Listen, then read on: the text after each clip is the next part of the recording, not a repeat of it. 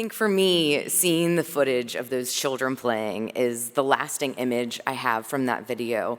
It really inspires hope and optimism, but also this incredible sense of urgency we have to make an impact today. We cannot allow this generation to inherit the same inequities. In the conference app, you'll find a document published by True and the U.S. Green Building Council on environmental justice, waste, and health. I encourage you to take a look. What you will find is that the global issue is immense. 400,000 to 1 million people die in developing countries every year due to the issue of mismanaged waste, and we can do better. Today, we're going to hear from those who are taking this global issue and making an impact now and here, and hopefully you will leave inspired to do the same in your own communities. First, I'd like to start with Paulina. Can you please just share with us why? Why is environmental justice important? Of course, good morning, everyone, and thank you so much for the Green Sport Alliance to kick off the conference talking about environmental justice. This is definitely the time to all of us be together. And what I'm going to maybe refer to is living in an environmental injustice community, and how does that look like? First of all, you've seen a little bit of the video, how wonderful, vibrant, diverse the community of South Park, Georgetown is here, 5 miles from where we are in this beautiful Pledge Arena. But yet, we have 13 years of life expectancy difference from any other neighborhood, especially the wealthiest ones in Seattle. We're just 5 miles away, and we have this humongous life expectancy difference because we live in a contaminated area. We breathe unhealthy air every day. We live next to a Superfund site. We don't have access to parks and open spaces. So all these cumulative impacts, together with being in the middle of highways, 3 highways, and the airport, 2 airports nearby us, this is what we consider living in an environmental justice community, where everything that we breathe, see, smell is different from any other neighborhoods in the Seattle. So right now, when we are describing, what does it takes and what does it relates to, I'm really grateful to be here with you all, because for us, everything is based on health equity. And sports, we couldn't do sports if we're not healthy. So that's how I've been seeing and appreciating so much these partnerships that we have developed with our colleagues from the Sounders, from the Crack and One Roof Foundation, and how we are seeing the new vision of environmental justice. Environment is very important to take care of our orcas. It's very important to take care of the, eliminating plastic, but it's just as important to talk about people's lives. And health equity, we center everything that we do. Thank you, Paulina. Maya, I've learned a lot about you, about the history of the Sounders and how you've become, soccer, it's a hyper-local sport, right? So how does that influence your strategy for community engagement and really how you approach this partnership with Paulina? Our organization will celebrate its 50th anniversary next year in 2024. In 1974, when the first wave of English national team and Scottish players came to Seattle, they were told, go out into community, get on the ground, do the work. At that time, hyperlocal meant grassroots soccer, spread the game. 50 years later, it's not enough just to show up with the tools to play. It's not enough for us as an organization to go into a community and just do the soccer thing. What hyperlocal means is that we have to be way more intentional with our investments. And so what we've done over the last few years is target, through our social justice framework, intentional investments that are aimed at impact.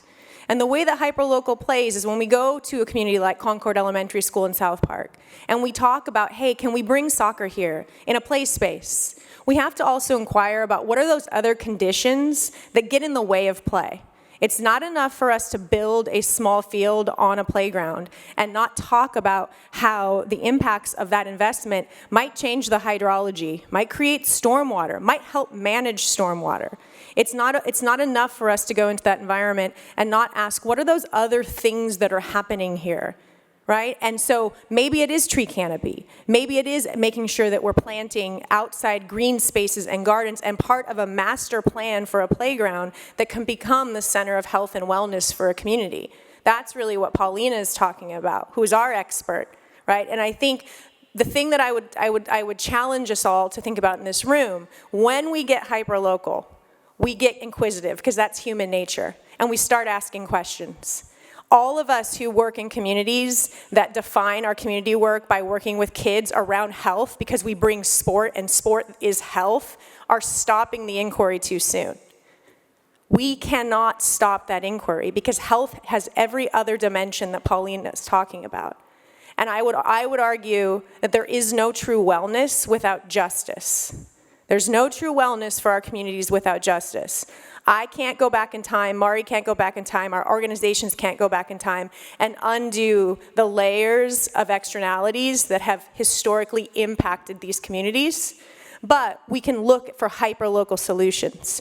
We can affect air quality around play spaces in communities. We can bring more to the table than just soccer balls and programs. We can advocate and lend our platform, and we can make sure that the outcomes that Paulina and her family and the families that live in South Park encounter every single day can be impacted by our intentional investment, and that we can help solve the problems and the needs of historic environmental injustice and how it has played out in all of those dimensions, and soccer can help answer that question. Thank you. I think it's interesting to hear the history of the Sounders as well as the novelty and the newness of the Kraken. And I think that the partnership is so meaningful because of that, both sides. But Mari, can you just share how this partnership started? I think there might be some folks in the audience that want to do what you've done, but they don't really know how to start. And how has that partnership evolved? Absolutely. Well, as I mentioned earlier, we're still a very new enterprise. Two seasons in, and we built our nonprofit One Roof Foundation on a parallel timeline with the team and this arena. And we sat down just first to figure out what do we fundamentally believe in and what are we trying to do. And it's a pretty simple premise, really. And what we say is we believe that the well-being of every person is inextricably tied to the well-being of every other person. So if you're not okay, I'm not okay. And issues like climate change and homelessness and structural racism, they don't affect only certain people, they impact all of us. And we have to take care of each other, and we have to work together to solve these bigger issues. And so as we were coming up with our social impact pillars, one of them is to advance environmental justice work. And we came up with that because it lives at the intersection of sustainability and the arena's focus on the climate pledge, and then our foundation, our nonprofit's focus on racial equity and social justice. But just because we came up with the pillar didn't mean we suddenly knew any more about it than the day before. And so we spent a good 6 to 10 months researching, reading, going to webinars, going to seminars, talking to everybody in this space that we knew. And one name and neighborhood that kept coming up in many conversations I had was Paulina Lopez in South Park. And they said, you need to reach out to her. And so I sent her an email 2.5 years ago or something, and fortunately she emailed me back, and then another email, and then a phone call, and then a meeting. And 2.5 years later, I'm grateful and honored to call Paulina a colleague and a co-conspirator and a friend. And as Maya said, she's a subject matter expert. If you're operating in the space, defer to those who are closest to the issue. She's really the one that we are learning from. So that's how it came to be. I love it. And Paulina, how does that feel? I mean, I've only known you since we've been planning for this conference, but I sense this community of just even the three of you and your leadership tackling all of these projects. So how does it feel different than past engagements you've had? And Definitely. I do want to recognize, before we have felt like those transactional relationships that in the neighborhood, right? Oh, this poor neighborhood, let's just do something about it. And I hesitated at the beginning. but I have seen nothing but intention, from coming to actually, and talking about environmental justice, it means centering the voices of the people impacted, and that's what we have felt. It hasn't felt like top-down, oh, poor you living in this neighborhood, let's bring you these gifts and take pictures, but rather, let's be together and figure it out. What is the most intentional way? And I've been actually having fun looking at, I've been very close working with Mari and just seeing, how slow things move for us and just how slow legislation moves, how slow the government work with us, and how day by day, we find barriers, and Mari has been witnessing that, and that for us, everything moves slow, and this is why we need the partners to help us amplify those voices. And I'm looking at you all because I'm sure that you will find helpful to be those partners, either you're in government and agencies,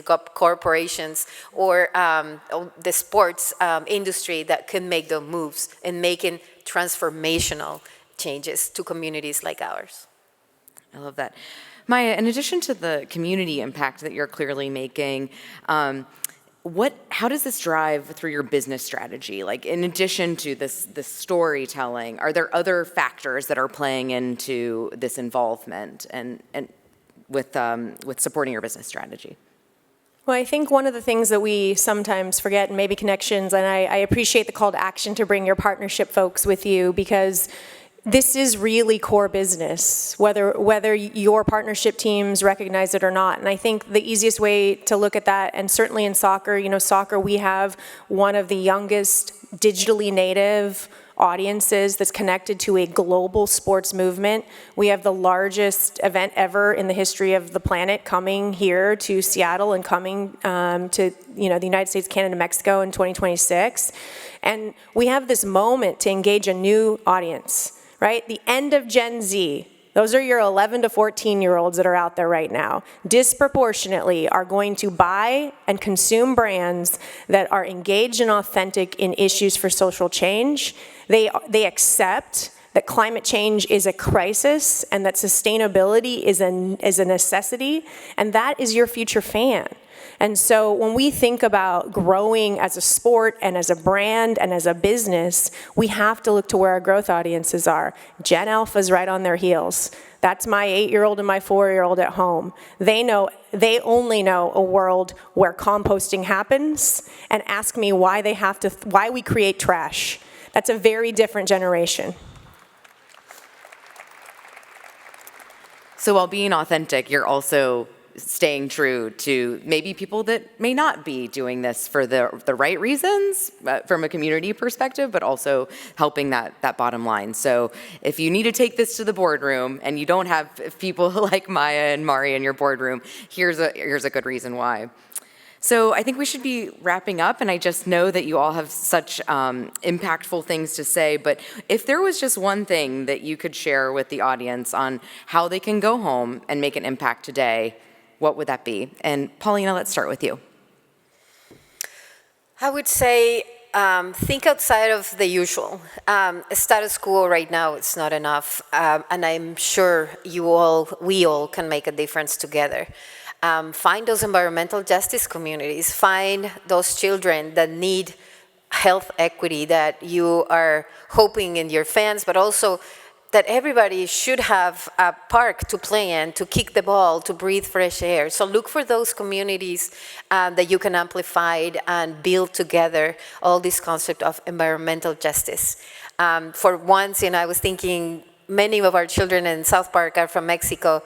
For sure, Chivas fans. Any from Chivas here? Anyone? Yes. And they are there, but we don't, we haven't had a soccer field ever in the neighborhood, and I know that we have a lot of fans, and we would love to do that. So how do we bring that to communities, think outside of the box, find environmental justice, and bring health equity to our communities? Mari, how about you?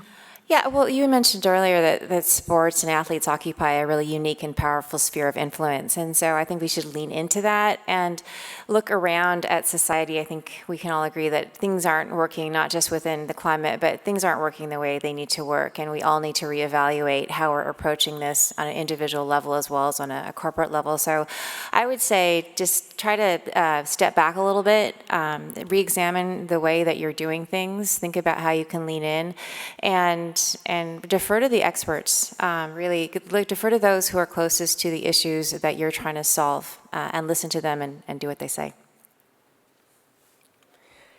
If you are working in a position to bring play to a neighborhood and defining it in terms of health, you are working in environmental justice, and you should be couching it in those terms. Play is human. It is every child's right, no matter where they are born. Play anchors joy and belonging in communities, and it anchors wellness, and there is no wellness without justice. Thank you all so much for the inspiration today.